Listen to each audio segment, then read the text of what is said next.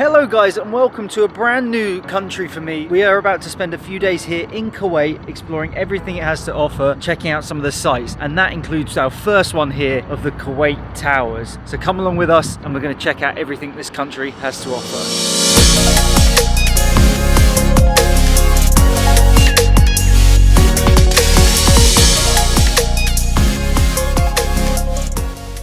And just like that, we are inside the little park here for the Kuwait Towers, which are pretty massive up there. You have to pay online, which you can do by just scanning a QR code there. And it was 3 Kuwaiti dinar, which we'll talk about the currency a little bit later. But now we're walking around the back and we actually get to go up one of these towers. So we're a little bit scared because this actually opened in 1979. And for the Middle East, that's pretty old. We're going to get ourselves inside and check out the little experience. And apparently you get some epic views of the city you're seeing behind me. Okay, we've made it up. It was a lot higher than I was expecting. The floors were like nothing, then 82, and now we're at floor 120. Pretty high, but we're starting to see this amazing view from up here. I'll show you now.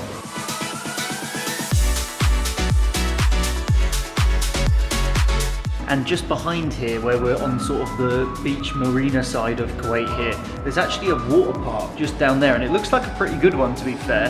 I'd like to check that out at some point, but I've just seen something pretty cool. Look at this. There is a whole nother floor to this, so we're gonna go up one more. Wow, we are right inside this big sphere that we saw from the bottom now. It's pretty cool being inside here, and this is pretty crazy. This actually rotates, so you can see here, this bit is moving around me, and I'm staying still. So let's go onto the platform.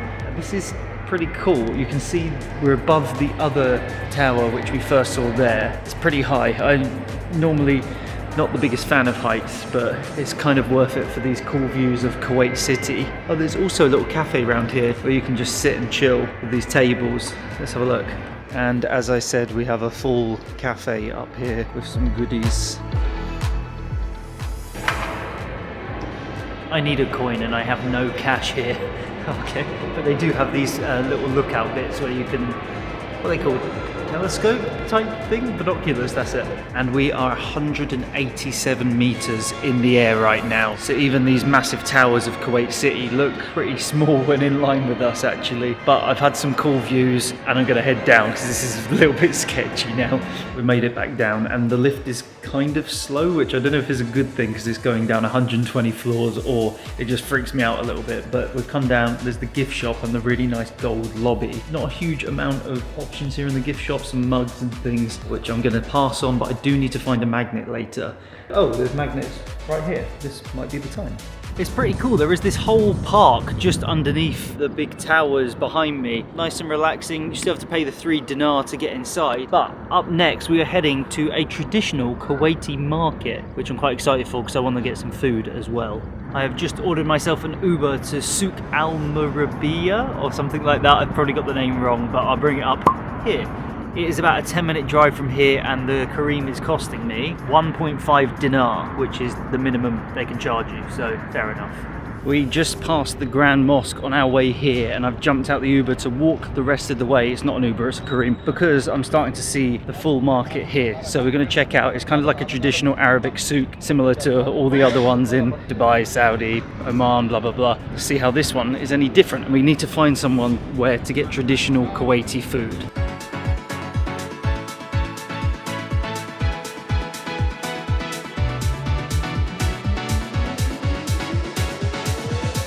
This is very much traditional Kuwaiti market vibes. There's these big food halls around here, so I think I'm gonna have to pick one to eat at. There's not any tourists that I've seen so far. I'm literally the only guy around here, and everyone else is Kuwaiti and in like national dress, so stand out a little bit. I need to find somewhere to eat, and apart from that, it's mostly like local shops for like gold and clothes and things, which I don't really need.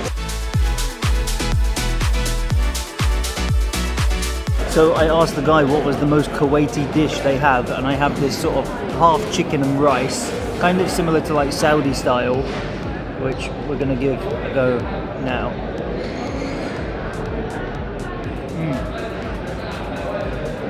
Oh my god, this tastes incredible. They must use like different spices and stuff to Saudi and other countries because there's like raisins and stuff inside it, so it's kind of sweet sometimes. Wow, 10 out of 10. And we finish off the meal with a little Kuwaiti tea, and it's like a mini one. Very nice. And that tea was actually really good. It reminds me of when we travelled to Jordan and spent a few days there, and everyone would just give you tea everywhere you went, which was really nice. There's a lot of tea, but that food was really amazing. It was good to try some Kuwaiti food while I am here. And now we are heading to Shaheed Park, which is apparently a really nice park here, but I'm going to jump in a taxi because it's about a 30-minute walk and it's still quite hot here in September.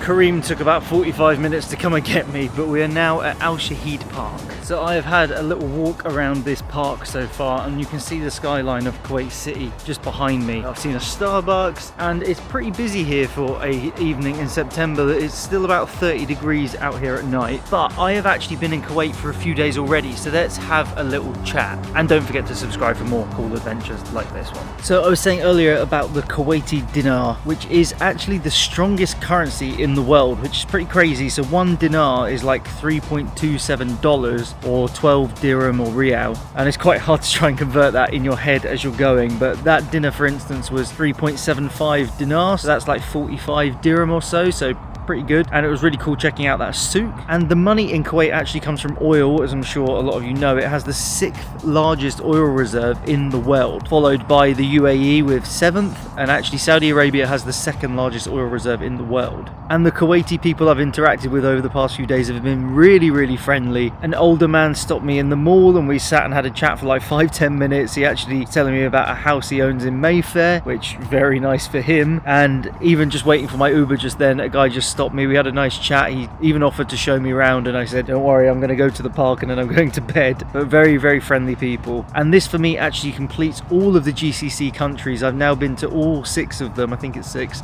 and I'm really glad I got to spend a few days here in Kuwait. I'm actually working, but I've took the time out to come and see a little bit of what Kuwait has to offer. With that as well, I normally do a little bit of research about the countries I'm going to find out a bit about the history and things. There's a few museums and things that have been closed in the times that I've actually been free, so I haven't got to see them. But when coming here, I actually learned quite a bit about the Gulf War, which I, being a late 90s baby, I didn't really know that much about, although I probably should have. So it's interesting learning about a bit of Kuwaiti history. And with that said, compared to the other GCC countries, it's relatively small, not as tiny as Bahrain, but it is one of the smaller countries compared to Saudi, which it borders with. And it's got this big sort of coastal line where all the sort of residential areas and this Kuwait city actually is. But anyway, I'm enjoying my time here so far. I've had a nice little walk around this park. There's a nice little seating area I found, and I'm sure this is equally as nice in the daytime. But tomorrow morning I'm going to show you my favorite thing about Kuwait, and it kind of blew my mind. So let me take you back to my hotel, quickly show you that,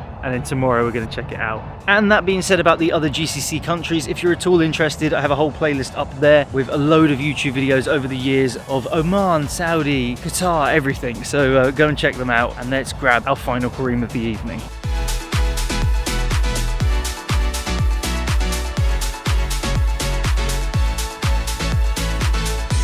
We are staying here at the Hilton Garden Inn, which is a bit of a sneak preview of what we are seeing tomorrow. But I am going to go to sleep because I am pretty tired and I've got lots to do. So I will see you guys in the morning.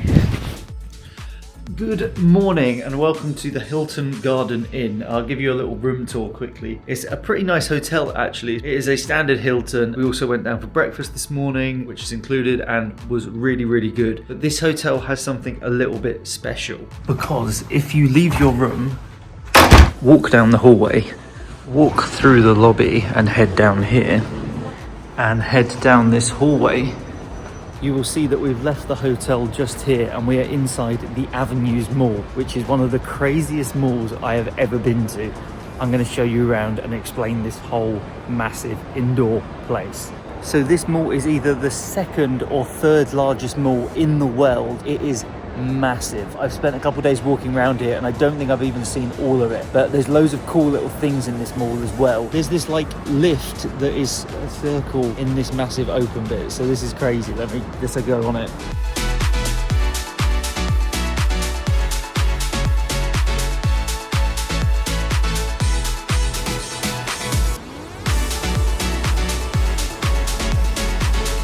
This is one of the strangest lifts I've ever been inside. What the hell? It's like a circle. This next area is more of a traditional Arabian Kuwaiti souk. Lots of different shops and restaurants and things similar to last night, but obviously a lot more modern. So behind me you can see one of the main strips of the Avenues Mall here, and this is actually 1.3 million square meters, the size of this mall, which is pretty crazy. You can also see there's lots of extensions that have been added over the years, and there's even more that are coming now. But this is a very, very nice, modern, fancy mall, and even more fancy because we have all the designer shops just here, very similar to Fashion Avenue in Dubai. So let's have a little look down there. I can see Louis Vuitton, Dior, Gucci, all of those ones. So let's see what the fancy part is like. There is obviously no mall in Europe that compares to this crazy place. It is quite similar to Dubai Mall. Doesn't quite have as many of the big activities like the aquarium and the ski and the ice skating, but it's still really cool to come and have a walk around, get your steps in. It is massive. I was walking for like 45 minutes and I'm still here. But there's one very, very epic thing I want to show you, and it's probably not that impressive, but I find them really impressive, is this. Now that there is a curved escalator. Let's get down and see it. Now this to me is absolutely crazy. You don't see this every day, a curved escalator. Now we actually saw the world's first curved escalator in Las Vegas a couple weeks ago, which you can check out in a video up here. But these always really excite me because how the hell does this even work? Now just up from that escalator is the gardens. I have not been here before, so we are going to explore it together. So the gardens up here is kind of like a rooftop dining experience, similar to Time Out Market. Lots of little restaurants and obviously some nice greenery to take you out of the desert of Kuwait. Very cool. A little bit pricey for some of the food here, but I'm sure it's worth it. You get some nice views out of the windows as well as some very good food, and that's definitely something to mention here in Kuwait. The food is incredible, whether it's an international concept that they've brought in or a lot of the local restaurants, like the food I tried last night, has been amazing. So you saw how my amazing Hilton Garden Inn hotel was connected to the mall. There is also a Waldorf Astoria, which is obviously a lot more expensive and a lot more fancy, but that is connected directly to that Fashion Avenue type place. So if you've got the budget, apparently it's a really nice one to stay at. But they've also got a Primark coming. So if you're from Europe and know this one, we've actually got this coming to Dubai as well as Kuwait. And then there's even a Disney store. So this mall is pretty crazy. I'm going to show you now the cinema I went to the other night.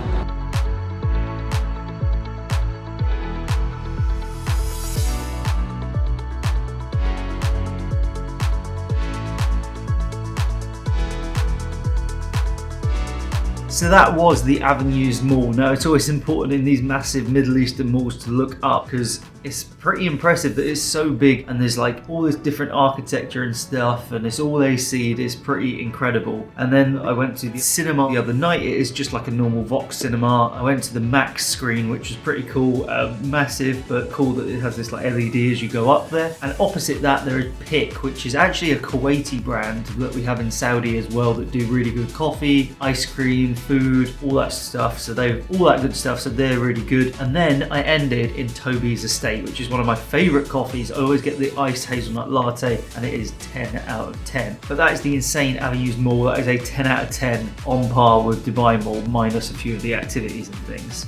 And we are back at Kuwait Airport. I really didn't get much time to do much else in Kuwait because I was so busy with work, but the stuff we did get to see the previous couple of days was really cool. There isn't a whole lot to do in Kuwait. I do feel like we did most of it, but I'm definitely glad to tick that off the bucket list. It's kind of similar to Oman, where there's not a whole lot of sort of big tourist entertainment destinations, unlike what Dubai has and Saudi and Qatar. But we had a great time. This airport is actually quite unique because the arrivals and the departures go from the same gate. So people are coming out as I'm about to go in. So it is a pretty unique airport in that way. But anyway, thank you guys for watching. Check out all my other videos of everything else we're getting up to. Don't forget to like, comment, subscribe, all that good stuff. And I'll see you somewhere in the world next time. Boom.